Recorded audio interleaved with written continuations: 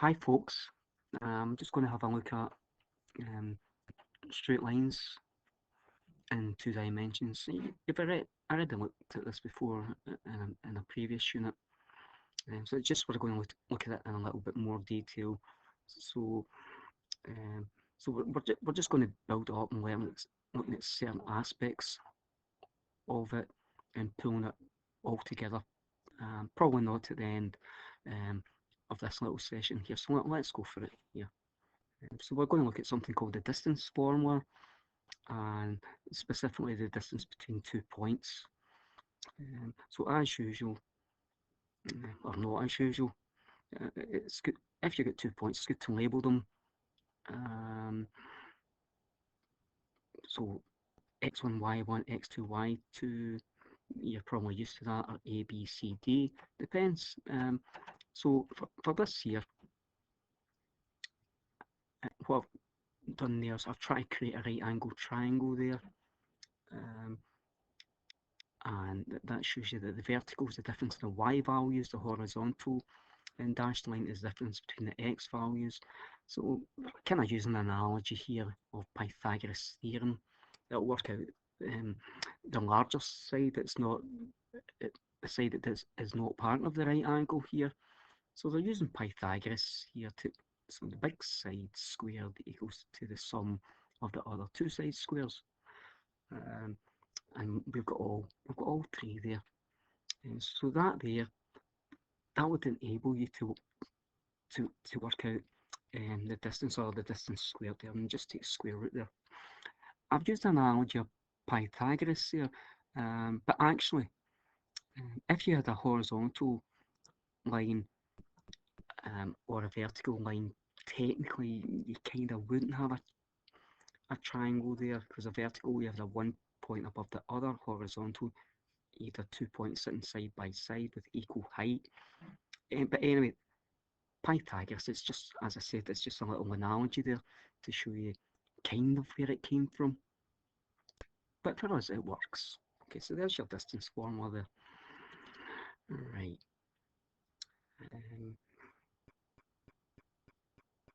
Just remember, both your x's in one bracket and both your y's in one bracket. It's the difference between them. Since they're being squared, the order of x1, x2, y1, y2 wouldn't matter, because you're squaring them anyway. So you'd end up with the same result there. So let's go for another example here. So we're going to go for the distance between AB. We've got coordinates already. Let's go and get the formula here. So to work out the distance d, we need 4 values here: x1, y1, x2, y2. So I'm just labeling my points over there and put my numbers in the distance formula. A little bit of tidying up inside those little brackets there. Watch out for your signs. 12 squared and 5 squared. You can sort that out, or you could do it in one go. And here, square root of 169, we're probably going to get a nice answer here. Yep, 13 units, whatever the units are. And when we're square rooting the 169, depends what the context is. Sometimes you say, oh, well, you've got more than one answer here, but we're not talking about quadratic form or anything like that. We're talking about distance.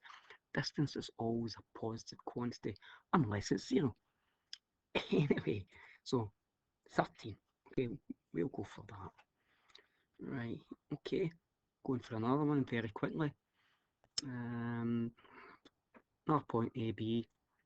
Go and get our distance formula again. Label. Okay, labelled my 4 numbers so they all know where to go and sit. So put your numbers in. Again, sort out maybe the contents of the little brackets there. And remember, you're squaring both numbers. Watch out for that -3, because when you square any negative number, you always get a positive number. Okay, so you should end up with a sum of 2 positive numbers there, because there's no zeros appearing. So we've got that there. Add them together, and that answer's fine. Square root of 45. or you've all got fancy calculators, it might give you something else. Put that answer there at the end. So I'm just showing you the intermediate steps of how your calculator got that answer, 3 root 5. Okay, so this is going back to the days of surds.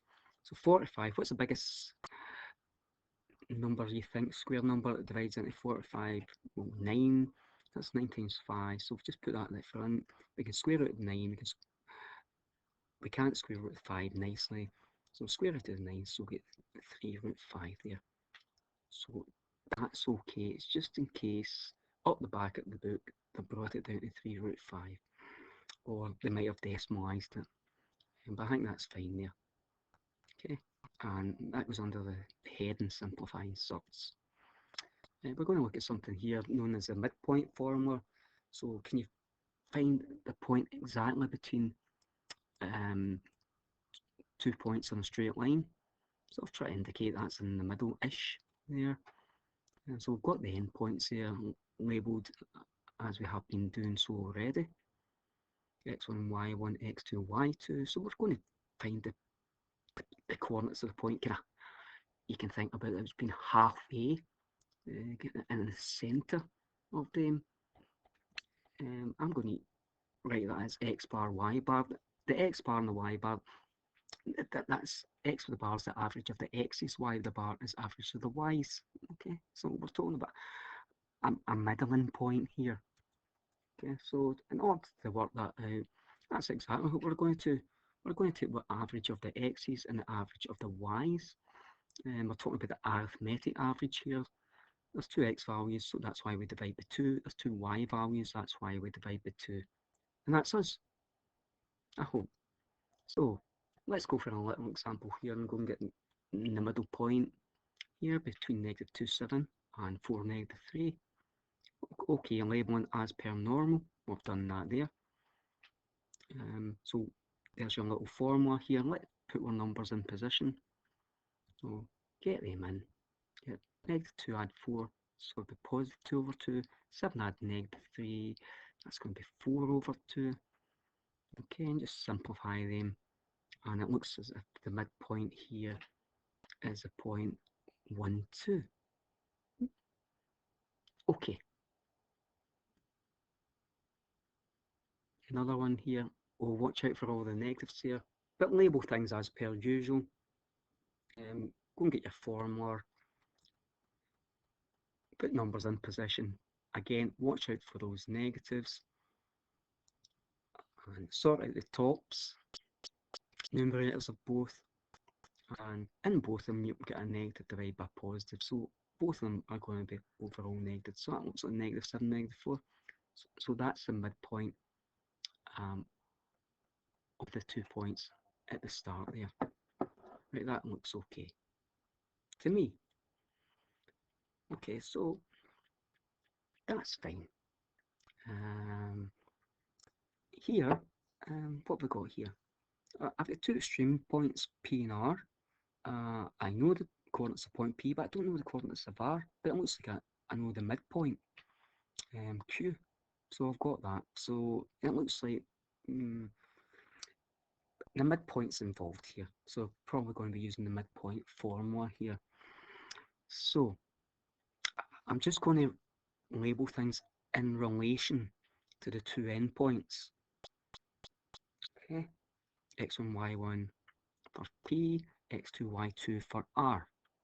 Okay, so the midpoint, we have the coordinates of that. That doesn't matter.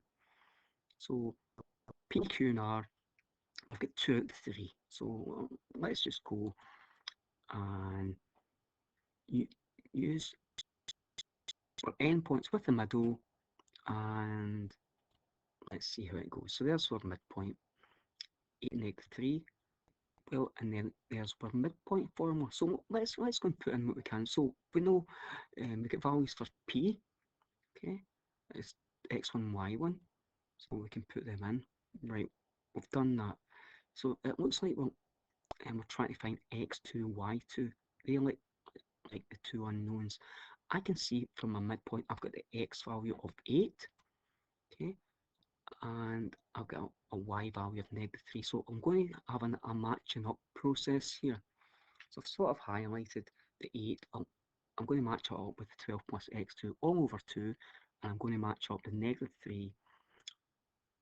That's going to match up with 5 plus y2 all over 2. So if I do them individually here, I end up with two little equations.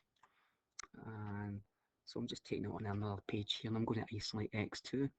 Just taking my time with this here. Okay. Hopefully you can see what's happening here. 12 plus x2 equals 8 2s is 16. Isolate x2. Get rid of that 12. I subtract 12 from both sides. So what's that? x2 is 4. Okay, straightforward enough. Let's do the same with the y values here. Going to match up -3 with 5 plus y2 all over 2.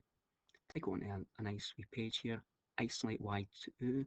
So get rid of 2 from the bottom there. Okay, sort out that -3 times 2. I need to get rid of that 5 from the left, so technically I'm taking 5 away from both sides to isolate y2. And it looks like y2 is going to come out to give me -11. So we've sorted out both the x2 and y2, and there you go. So it was just we did use the midpoint formula. The thing is, this time we did have the midpoint, and it was one of the endpoints we were looking for there. So everything came out in the wash there. Okay. Gradients are, that's like the steepness of lines, slopes, whatever. So we'll get a line here, 2 points in it. Just putting a little right angled triangle there. Schematically there, hand drawn. And okay, so we can see get a vertical distance y2 minus y1, horizontal distance x2 minus x1. So a gradient here. We've seen the gradient formula before. Change in height over the change in length. Okay, and if we had an angle in here with respect to the horizontal, between the horizontal, I just noticed I made a mistake here. That should be x2, take away x1 in there. Oh, too late, Tommy. Just need to go for it. So I've got rid of that there. So in relation to that angle theta, I'm coming out to the vertical, which I'm going to call the opposite. Theta is always it's connected to the horizontal, which is adjacent there. So that's so opposite over adjacent. Do you remember that in terms of SOHCAHTOA? Well, that was actually equivalent to the tangent of the angle. Okay, so the tangent of the angle looks like it's equal to the gradient m. Right. Okay, so as well as the gradient formula y2 minus y1 over x2 minus x1, the gradient is actually equal to the tangent of the angle between a horizontal line going positively anti-clockwise to some sloping line there. Right, okay. So if we've got a little angle here, that's what I said, so positive clockwise from the x-axis, and then we can find the gradient. Given that angle, it's just the tangent of the angle there. Okay, so very quickly, I can see I've got an angle between the positive x-axis going along to the line, so we want to define that gradient m. So that gradient m, given that theta is 60, m is just the tan of theta that we just saw there, and a tan of 60 degrees. Some of your good calculators, they like, if it's a nice answer that comes out, they'll give you, we'll need to define what nice is there. So it could come out with the square root of 3, depends on the setting that your calculator's in. It might just give you a decimal answer there, which would be approximately 1.732. So either or. Okay, so you're in charge of your calculator. So that's fine there.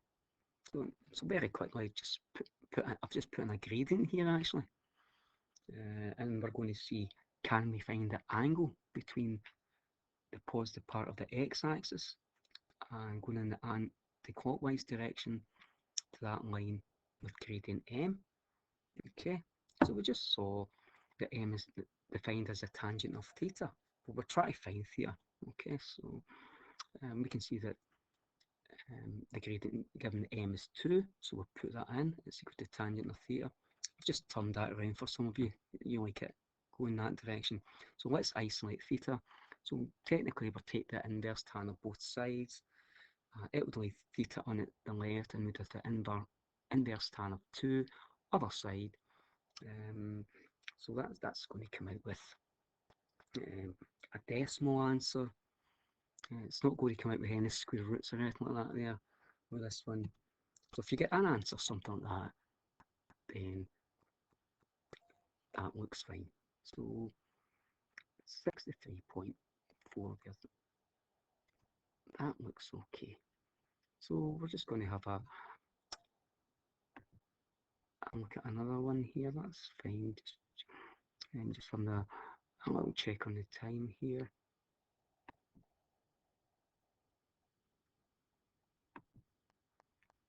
Okay. Here we can see we've got a line here. They're saying the gradient's -1. Well, that'll be just looking at the line might confirm that to you from your prior knowledge, so, because it's sloping top left down to bottom right, so that seems okay. So we're going to try and find the size of this angle theta from the positive x-axis going anti-clockwise direction. So for this one here,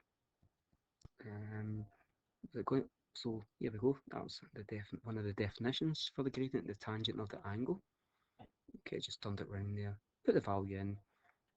Take the inverse tan of -1. Put it in your calculator. Okay. Check your answer again. It's giving you -45. That answer's definitely positive.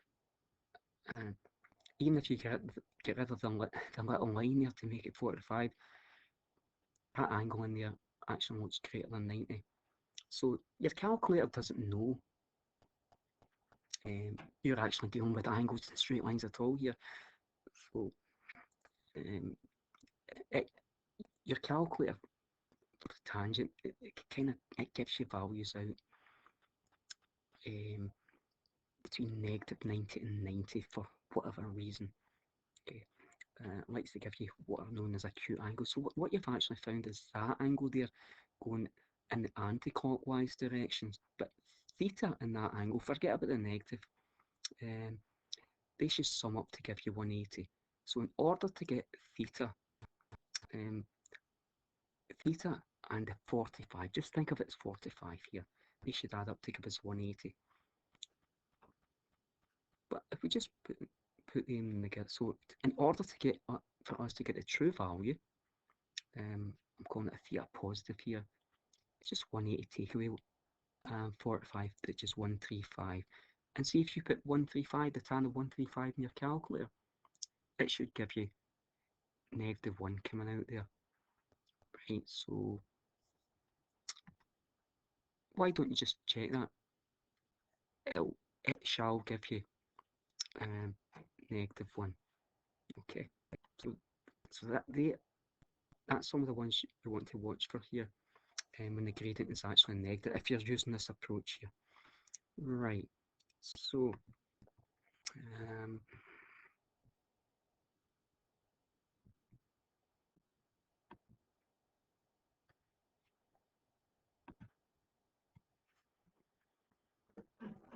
okay, we're staying with the theme of gradients here, and this time we're talking about perpendicular lines. You might have heard of them before. I'm not sure.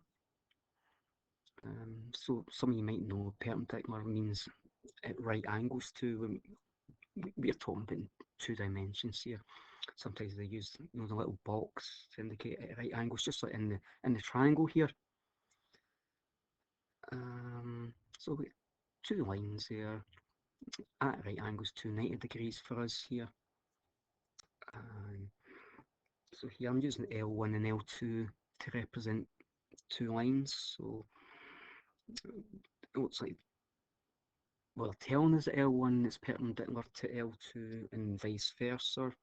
So here, if that is the case, then there's actually a connection between the gradients of the two lines. So we're using M1 to represent the gradient of line 1, L1, and M2 to represent the gradient of line 2, L2.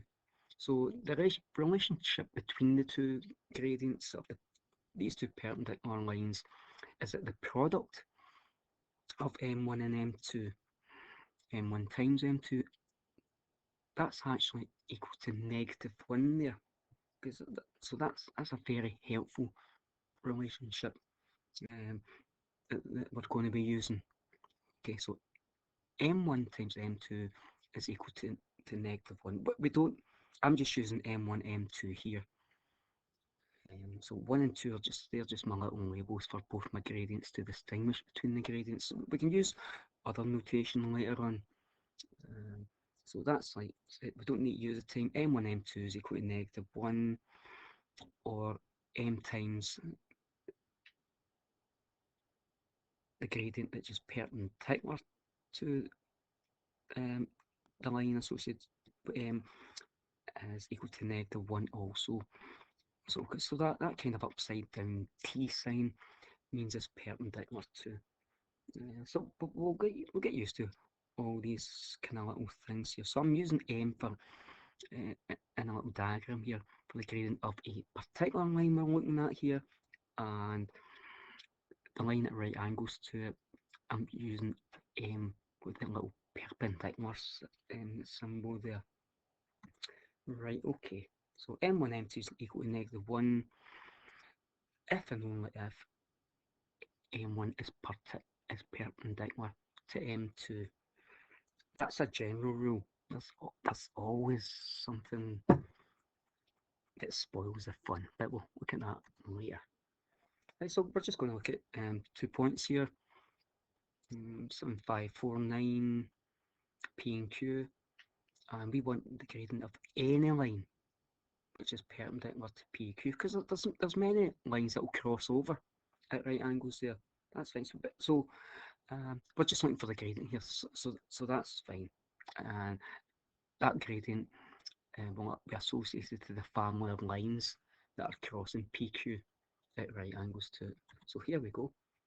Got 2 points there, labelled x1, y1, x2, y2, gradient formula. I'm using the notation here M and small pq, so that means the gradient of the line PQ. Okay, so put that in, get our numbers in, simplify. A positive over a negative means it's overall negative, so I'm just writing that as the gradient of PQ is -4/3. I like to draw a negative out the front there on the level with the fraction bar. That's fine. Okay, so next one's -4/3. I'm emphasising that there.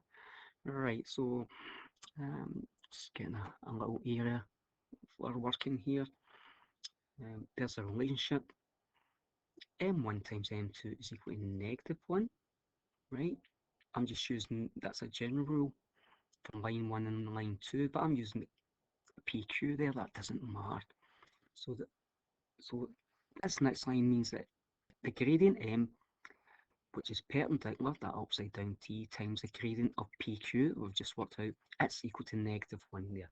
So we're looking for M of the perpendicular line. We already know the gradient of PQ, so I'm just inserting that in a nice little bracket to keep it safe. Let's isolate the perpendicular gradient that we're looking for here. Get rid of that -4/3, so we'll take it over the other side, and it'll be -1 divided by that. Oh, fraction within a fraction, I'm sure you can deal with that there. Negative over a negative is a positive, and hopefully that comes out as 3/4 or 0.75. But we'll let you keep it as a fraction, so we'll see later how we can keep it as a fraction if possible. Right, so that's our answer there, but in that second part here, with fractions, and we were transposing the formula or moving things about the page, there was a danger we could make a mistake there. So, right, so that's that is our gradient of the perpendicular line. But if you look at that gradient there, 3/4, and then look at the gradient of PQ, well, it was 4/3, but it was negative. They have to get the same two numbers, but it looks like they've just swapped from top to bottom from each. So let's just look at this here. So that was that gradient of PQ's -4/3. We're looking for the perpendicular one. Right, so see if we just flip the two numbers, numerator with denominator top with bottom, 4/3 will go to 3/4. But can you remember, just change the sign of the initial gradient to get the perpendicular one. So that there, negative goes to positive. So we don't need to show that there. Right. And so this flipping technique will work as long as we change the sign. So here, that's the workings we had to get us down to the gradient of PQ's -4/3. So we can just go straight to flipping it. Okay, so 4/3 goes to 3/4. Just remember to change the negative to positive.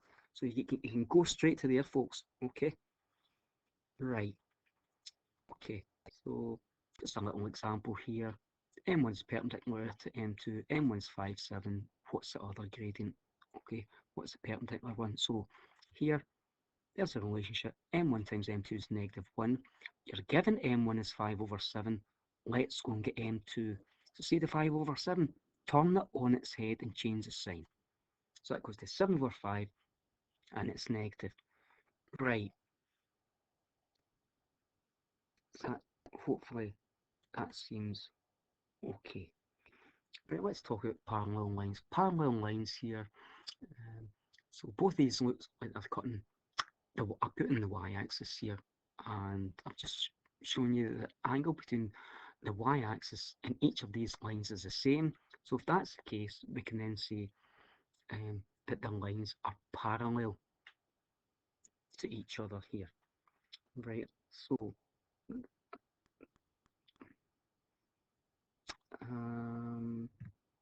and here Fred mentioned that parallel lines are the same gradient. I could have put in here M1 is equal to M2, but I didn't, did I? Right. Okay, so we're going to move on here and talk about horizontal lines here and maybe vertical lines. So, horizontal lines have a gradient of 0. Okay, so I've got my x-axis there, and I've drawn a line slightly above it. Okay, I'm trying to indicate that line is horizontal here. So I've just got 2 points here. A is 2,5, B is 8,5. So how do I know they're horizontal? Well, it's because, see the y values, they're the same. So A and B are both 5 above the x-axis, and the x-axis is horizontal. So if they're 5 above, then that line passing through AB is horizontal. Right, let's go and calculate the gradient here. Okay, everything's been labelled, numbers in, 0 divided by 6 here. Calculator will tell you it is indeed 0. So the gradient of the line passing through AB is actually 0. And no, we started off, we stated that horizontal lines have a gradient of 0. So it just gave you a little example that was actually okay there. It was indeed. Right, okay. So, deal with horizontal lines here. So,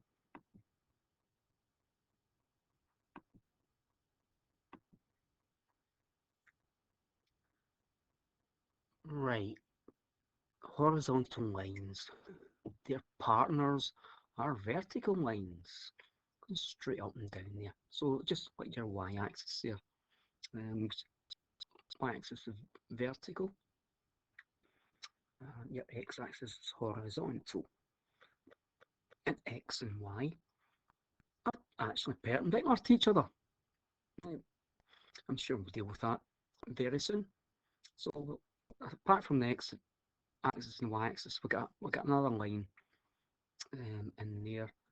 Try to indicate that that's passing through a point here, referred to as C and D. And what would make them actually vertical? Right. Well, I can't calculate the gradient of it because I don't have any coordinates or any other information. They're going to give us half the information here.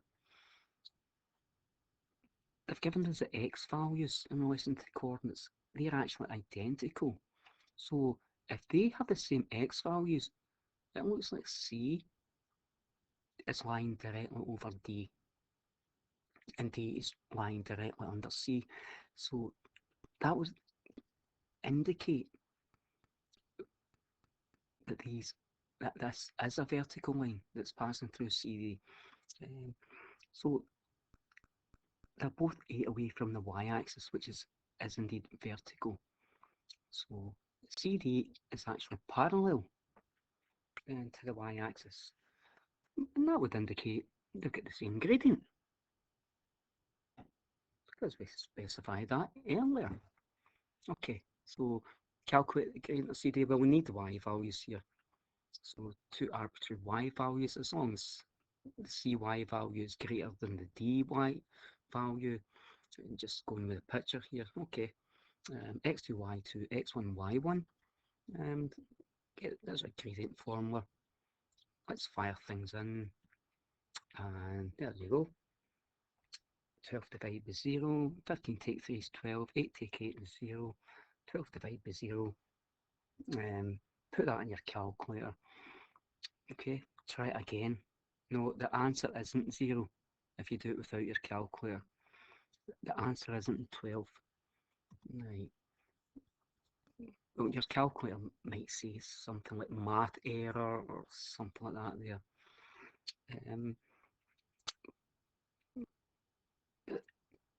With the number system that we're in the coordinate system we're using, we don't actually get an answer. And for some technical reason, we're not allowed to divide by 0. So we don't really want to get into that. Go on Google with a search engine. Why can't you divide by 0? Okay, try that. So they say that the gradient of a vertical line is undefined because we can't get an answer. There's no definition of the answer. And so sometimes we just have to accept things. But I did mention earlier that the x-axis is actually perpendicular to the y-axis. Right? We said that earlier. Right? So, but let's get back to the gradient of this vertical line. We can't get an answer for it. That's why I mentioned the x-axis being perpendicular.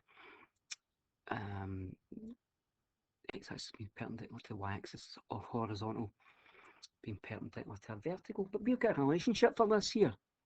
That relationship is that the gradient of 1 times the gradient of other equals to -1. Okay, so we get any values for any of these lines here. Well, we saw that the horizontal, it's got a gradient of 0, right? So that's m with a little h, that's horizontal. M with a little v here, that's the gradient of the vertical line. What we're really saying here is, I won't take it any further. See here, they're saying a number. Okay, so can you find a number? And when you multiply it by 0, if you got a number times 0, you would think the answer should be 0.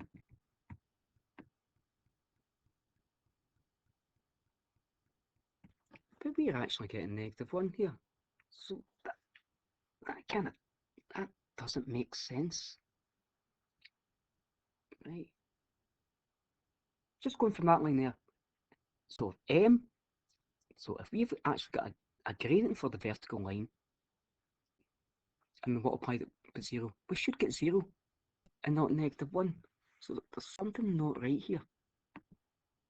something not right. But anyway, if we wanted to isolate um, the gradient of the vertical line, we'd have to take that 0 over the other side and do -1 divided by 0. Put that in your calculator. Okay, again. So you got a number divided by 0. Your calculator does not like that. Okay, it doesn't say undefined because it doesn't know you're talking about gradients. Okay, it doesn't know you're dealing with perpendicular lines or anything. So we just need to accept here that if you get a vertical line, you say the gradient is undefined because in the line above, we were dividing by 0 there. So we cannot do that. So we just need to bear that in mind for future reference. Horizontal and vertical line. So if you've got a vertical line, you know you can't define its gradient. But then, if you get a horizontal line, its gradient is 0. So I think I'm going to leave it there, but we will come back to this in probably another little video clip, and we'll see how it ties in with some other things. Okay, so what I'm just going to do, I'm just going to stop the clock there, and rabbiting on there. Right, okay folks, so see you in a bit, bye.